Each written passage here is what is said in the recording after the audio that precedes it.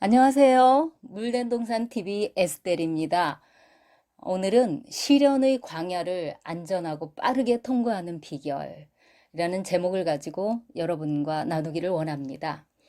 여러분, 누가 여러분의 삶을 이끌고 있나요? 여러분 자신입니까? 아니면 주님입니까? 지금 시련의 광야를 지나고 있는 분들에게 이것은 가장 중요한 질문입니다. 하나님께서 우리를 광야로 이끄시는 이유와 목적을 알면 우리가 어떻게 해야 하는지 그 답이 보이죠. 먼저 신명기 말씀을 보겠습니다. 8장 2절에서 6절입니다.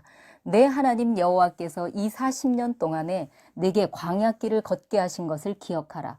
이는 너를 낮추시며 너를 시험하사 내 마음이 어떠한지 그 명령을 지키는지 지키지 않는지 알려 하심이라. 너를 낮추시며 너를 줄이게 하시며 또 너로 알지 못하며 내 조상들도 알지 못하던 만나를 네게 먹이신 것은 사람이 떡으로만 사는 것이 아니요 여호와의 입에서 나오는 모든 말씀으로 사는 줄을 네가 알게 하려 하심이니라. 이 40년 동안에 내 의복이 헤어지지 아니하였고 내 발이 부르트지 아니하였느니라. 너는 사람이 그 아들을 징계함 같이 내 하나님 여호와께서 너를 징계하시는 줄 마음에 생각하고 내 하나님 여호와의 명령을 지켜 그 길을 따라가며 그를 경외할지니라. 아멘. 세상에는 우리가 의지할 것들이 참 많죠. 돈, 사람, 인맥, 학력, 권력, 건강 등 세상 것을 의지하는 사람들은 자기 힘을 의지하기 때문에 조금만 무엇인가를 이루어도 교만해지기가 아주 쉽습니다. 하나님이 우리를 광야로 이끄시는 목적은 우리로 하여금 세상에서 분리되어 오직 하나님만을 의지하고 겸손하게 거룩하고 구별된 삶을 살도록 단련시키려는 것입니다. 다시 말해 하나님의 백성으로서 세상을 이기고 세상을 정복하는 영적 군사로 합당한 자가 되게 하시려는 거죠. 이런 훈련과 연단의 기간이 없이는 영적 전투에서 승리할 수 없기 때문입니다. 그래서 이스라엘 백성은 가나안을 정복하러 가기 앞서 광야에서 훈련을 받아야 했던 것입니다. 이 훈련의 목적이 달성되면 하나님은 우리를 풍성하고 아름다운 땅으로 인도하십니다. 이스라엘 자손들은 광야길을 걷는 것이 너무 싫어서 불평하고 불순종하다가 애굽으로 돌아가려고 했었죠. 그런데 결국은 애굽으로 돌아가지도 못하고 훨씬 더 긴 세월을 광야에서 방황해야 했습니다. 사실 불순종하던 대부분의 사람들은 광야를 벗어나지도 못한 채 거기서 죽고 말았죠. 애굽에서 가나안까지는 천천히 쉬면서 간다고 해도 3개월 이내에 들어갈 수 있었던 길입니다. 그런데 이것을 40년이 걸려서야 가나안으로 들어갔습니다. 구원의 감격을 잃어버리고 불평하며 불순종했기 때문입니다. 광야를 경험했거나 지금 광야에 계신 분들은 알겠지만 광야 생활은 정말 힘든 곳입니다. 사람의 힘으로서는 결코 통과할 수 없는 길입니다. 물도 없고 먹을 것도 없고 입을 것도 없는, 게다가 사나운 짐승이 어디서든 공격해 올 수 있는 그런 곳이죠. 그동안 우리가 살아왔던 세상적인 방식으로는 도저히 생존이 불가능합니다. 광야의 음식은 만나입니다. 하늘의 만나를 먹어야만 생존할 수 있는 곳입니다. 하늘의 만나는 말씀이 육신이 되어 이 땅에 내려오신 우리 주 예수 그리스도이지요. 그를 먹어야만 삽니다. 그래서 주님은 자신이 하늘에서 내려온 생명의 떡이라고 말씀하셨던 것입니다. 예수님은 그 자체가 진리이며 살아계신 말씀입니다. 주님이 그의 살과 피를 먹으라고 하신 뜻은 우리에게 식인종이 되라는 것이 아니라 영이요 생명인 그분의 말씀을 먹고 살라는 것입니다. 그러므로 광야의 생존법은 내 주장, 내 사고방식 다 내려놓고 오직 하나님만 바라보며 그분의 말씀에 순종하는 것입니다. 그래서 광야는 철저히 자아를 부인하는 장소이죠. 우리는 성경을 통하여 수많은 믿음의 선진들, 아브라함, 야곱, 모세, 다윗, 바울 등 이들의 삶을 보고 하나님께서 사람을 단련하시는 방식을 배울 필요가 있습니다. 우리 구주 예수님도 사명을 이루기 위해 먼저 광야를 통과해야 했습니다. 성경의 많은 축복들은 이렇게 광야를 통과한 사람들에게 약속된 것이죠. 아주 오래전 주님께서 꿈을 통해 저에게 보여주셨던 광야 생활의 단면을 소개하겠습니다. 그때도 지금 같은 크리스마스 시즌이었는데 저는 그 꿈을 지금까지도 생생하게 기억합니다. 꿈속에서 저는 코란도 같은 사륜 구동의 자동차 안에 있고 운전자의 바로 뒷좌석에 홀로 앉아 있었습니다. 저를 태운 자동차는 아스팔트 길에서 벗어나더니 곧장 광야로 진입해 들어가는 것이었습니다. 그곳에는 길이 없었고 크고 작은 바위들 사이로 자풀들이 나 있었습니다. 제가 그곳을 광야라고 생각한 것은 그즘 TV에서 10개를 보았는데 모세가 애굽에서 도망친 후 걸어갔던 미디안 광야와 그 모습이 너무 흡사했기 때문에 꿈속에서도 광야를 떠올렸습니다. 운전자는 길이 없는 바위와 자풀들 사이로 자동차를 몰고 가는데 저는 뒤에 앉아서 이따금씩 창밖을 내다보며 자동차가 곧 전복될 것 같은 주위 환경을 보고는 너무 무서워서 눈을 질끈 감아버리곤 했습니다. 그런데 그 같은 상황이 여러 번 반복되는 동안 창밖의 위험한 상황과는 달리 자동차 내부는 전혀 요동함이 없이 고요하고 안전하다는 사실을 느꼈습니다. 시간이 지나면서 더 이상 창밖을 내다보지 않게 되었고 자동차 안에서 그냥 평안함을 유지할 수 있었습니다. 그리고 얼마 후 자동차는 다시 아스팔트 길로 들어서더니 그대로 달리는 것이었습니다. 주님께서는 이 짧은 꿈을 통해 그 이후에 펼쳐질 저의 삶에 대해 예시함과 동시에 어떻게 그 시련들을 극복할 수 있는지에 대한 해답을 주셨다고 생각합니다.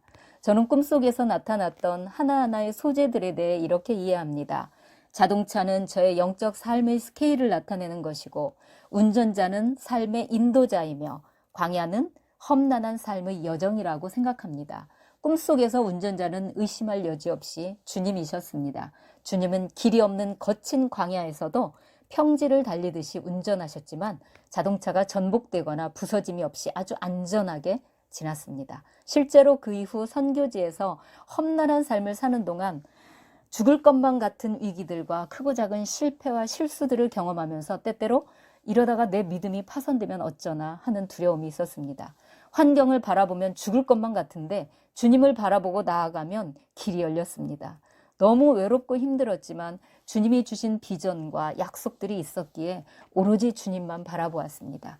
나의 연약함으로 절망감이 밀려왔을 때에도 나는 실패하고 실수할 수 있지만 주님은 약속에 신실하신 분임을 믿으며 다시 일어서곤 했습니다. 그러는 동안 위기의 순간마다 손 내밀어 주시는 주님의 은혜와 보호하심을 경험하게 되었고 점차 주님을 향한 신뢰가 쌓여갔습니다. 그러던 어느 무더운 여름날이었습니다. 저희 가족은 다른 선교사님 가정과 함께 1박 2일로 바닷가로 놀러 갔습니다.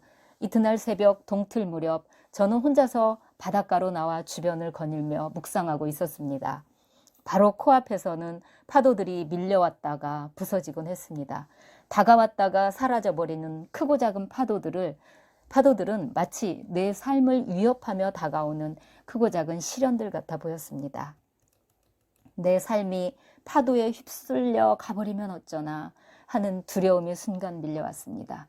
그러다 문득 고개를 들었는데 바다 저 멀리 일직선을 긋고 있는 수평선이 눈에 들어왔습니다.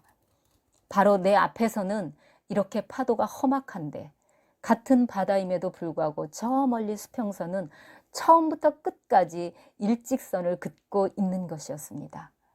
그때 문득 이런 생각이 들었습니다. 지금 내가 겪고 있는 이런 크고 작은 어려움들로 인해 나는 때때로 내가 주님의 길을 벗어나 잘못된 길로 가는 것은 아닌지 두려워하는 마음이 있지만 그러나 아마도 먼 훗날에는 내가 주님 앞에 설 때에는 지나온 내 삶을 돌아보며 나는 알게 될 거야. 내 삶이 오직 주님과 함께 오직 하나의 목적을 향하여 달려왔었다는 것을. 지금은 비록 내가 울퉁불퉁한 길을 걷고 있어도 주님이 나와 함께 하시니 우리 주님이 나의 삶을 반드시 온전하게 인도해 주실 거야. 주님을 얼굴과 얼굴로 만날 때 나는 이렇게 고백해야지. 주님이 내 손 꼭 잡고 여기까지 인도해 주셨습니다. 모든 것이 주님의 은혜입니다. 라고. 그리고 힘들 때면 제가 자주 불렀던 찬양이 있습니다. 주님여 이 손을 꼭 잡고 가소서. 약하고 피곤한 이 몸을 폭풍 후 흑암 속 해치사 빛으로 손잡고 날 인도하소서.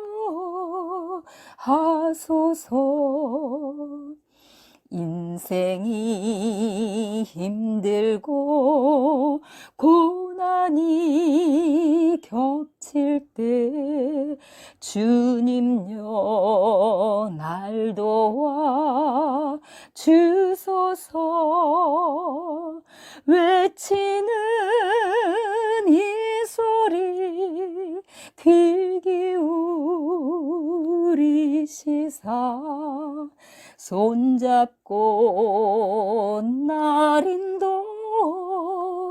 인도하소서. 아멘입니까? 지금껏 살아오면서 가장 두렵고 힘들었던 것은 십자가를 지는 것보다 십자가를 지는 과정에서 나의 허물과 죄로 말미암아 주님으로부터 멀어지면 어쩌나 하는 두려움이었습니다.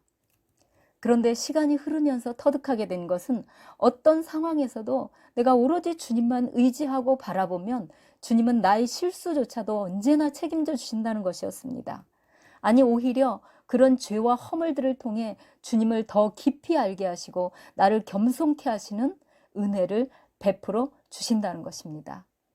그리고 그러한 믿음이 바로 주님을 기쁘시게 한다는 것도 깨달았습니다. 말씀을 정리합니다. 여러분, 광야를 빨리 벗어나고 싶죠? 광야를 빨리 쉽게 벗어나는 길은 내 삶의 운전대를 완전히 주님께 맡기고 어떤 상황에서도 선하신 하나님을 신뢰하며 불평하지 않고 감사하는 것입니다. 그리고 오직 주님만 바라보며 말씀대로 순종하는 것입니다. 어떤 상황에서도 말씀을 읽고 기도하고 순종하는 이런 과정이 반복되는 동안 우리는 주님의 마음을 깊이 알아가게 되고 정말로 하나님을 사랑하게 됩니다. 처음에는 두려워서 마지못해 순종하다가 나중에는 주님을 너무 사랑하기 때문에 원수 같은 사람도 사랑하게 되고 재물도 필요하다면 헌시짝처럼 버릴 수 있게 되는 거죠. 모든 것에 대해 자유하게 됩니다. 여러분을 사랑합니다. 축복합니다. 펠리스 나비닷 이상입니다.